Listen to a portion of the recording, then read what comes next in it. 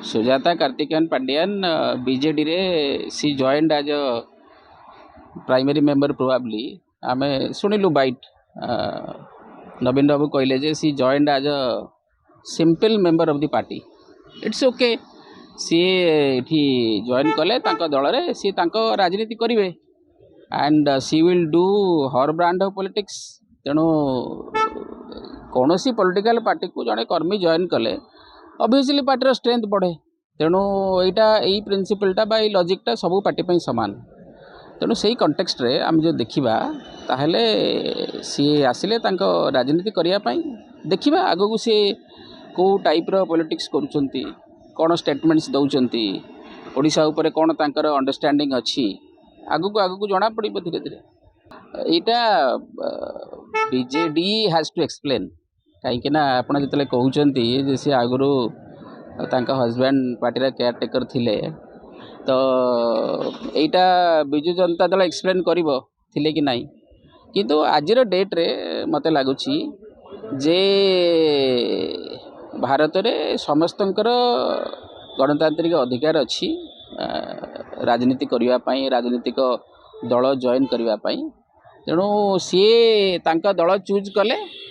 ତାଙ୍କ ହଜବ୍ୟାଣ୍ଡ କ'ଣ କରୁଥିଲେ କେଉଁ ପାର୍ଟିରେ, ଦେଖନ୍ତୁ ଆଜ୍ଞା, ଆପଣ ଯାହାଙ୍କ ବିଷୟରେ ରେଫରେନ୍ସ ଦେଉଛନ୍ତି ତାଙ୍କର କିଛି ଅଫିସିଆଲ ପୋଜିସନ୍ ବୋଧେ ନଥିଲା ବିଜୁ ଜନତା ଦଳରେ, ବଟ୍ ଆପଣଙ୍କର କହିବା କଥା ଯେ he was controlling the party. ତେଣୁ ଦେଖିବା ଆଗକୁ ଆପଣ ଯେଉଁ କହୁଛନ୍ତି ସୁଜାତା କାର୍ତ୍ତିକେୟନ ପାଣ୍ଡିଆନ କଥା, ସିଏ ବିଜୁ ଜନତା ଦଳ ଜଏନ୍ କଲା ପରେ ତାଙ୍କୁ କ'ଣ ଦାୟିତ୍ୱ ମିଳୁଛି। ଆଜି ତ ସିଏ ଜଏନ୍ ସିମ୍ପଲି ଆଜ୍ ଅ ମେମ୍ବର, କିନ୍ତୁ ଆଗକୁ ପାର୍ଟି ତାଙ୍କୁ କ'ଣ ଦାୟିତ୍ୱ ଦେଉଛି, ତାଙ୍କ ଦଳରେ ସିଏ କ'ଣ ଭୂମିକା ନିଭାଉଛନ୍ତି, ଯେତେବେଳେ ସେସବୁ ପ୍ରଶ୍ନ ଉଠିବ ସେତେବେଳେ ଅବଭିୟସଲି ଆପ୍ରୋପ୍ରିଏଟ୍ ଆନ୍ସର ଦିଆଯାଇପାରିବ। ନାଇଁ ଦେଖନ୍ତୁ, ଆମର ଗଭର୍ଣ୍ଣାନ୍ସ ସେଟଅପ୍ରେ କୌଣସି ଇଣ୍ଡିଭିଜୁଆଲ ଅଫିସରର ପରଫର୍ମାନ୍ସକୁ ତାଙ୍କର ନିଜର କ୍ୟାରିୟର ପ୍ରମୋସନ୍ ଛଡ଼ା ଆଉ କେଉଁ ଦୃଷ୍ଟିରୁ ଦେଖାଯାଏ ନାହିଁ। ଆମର ଗଭର୍ଣ୍ଣାନ୍ସରେ ଗୋଟେ କନସେପ୍ଟ ଅଛି ଆନୋନିମିଟି। କୌଣସି ଅଫିସର କ'ଣ ପରଫର୍ମାନ୍ସ କଲେ ସେଇଟା ସରକାରଙ୍କ ପରଫର୍ମାନ୍ସରେ କାଉଣ୍ଟ ହୁଏ। ସେ ସମୟରେ ସିଏ ଯେଉଁ ଦାୟିତ୍ୱରେ ଥିଲେ, କ'ଣ କାମ କରୁଥିଲେ, କ'ଣ ନିଭଉଥିଲେ, ସେ କଥା ସେ ସରକାର ଥିଲାବେଳେ ତାଙ୍କର ଆସେସମେଣ୍ଟ କରିଥିବେ। ବାକି ନାରୀ ସଶକ୍ତିକରଣ କଥା ଯେଉଁ ଆପଣ କହୁଛନ୍ତି, ସିଏ ତା ଦେହରେ କ'ଣ ଭୂମିକା ଥିଲା, ସି ୱାଜ୍ ୱାର୍କିଂ ଆଜ୍ ଆନ୍ ଅଫିସର ପ୍ରୋବାବ୍ଲି।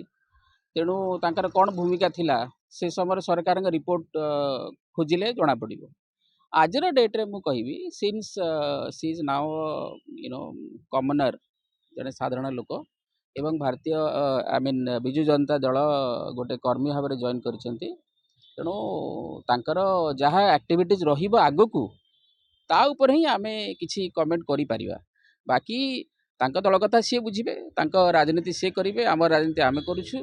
ଦେଖନ୍ତୁ, ବିଜୁ ଜନତା ଦଳର ଯାହା ବି ଆକ୍ଟିଭିଟିଜ୍ ହେବ, ଯେହେତୁ ସେମାନେ ଅପୋଜିସନ୍ ପାର୍ଟିରେ ଅଛନ୍ତି, ତାର ଇମ୍ପାକ୍ଟ ଅବଭିୟସଲି ଭାରତୀୟ ଜନତା ପାର୍ଟି ଉପରେ ପଡ଼ିବ। ଭାରତୀୟ ଜନତା ପାର୍ଟି ସରକାରୀ ଦଳ ହିସାବରେ ଯାହା କରିବ ତାର ବି ଇମ୍ପାକ୍ଟ ବିଜୁ ଜନତା ଦଳ ଉପରେ ପଡ଼ିବ। ତେଣୁ ସେଇଟା ଗୋଟେ ଆପଣ କହିପାରନ୍ତି ଗୋଟେ କମନ୍ ଲଜିକ୍ ବା ସାଧାରଣ ଯୁକ୍ତି।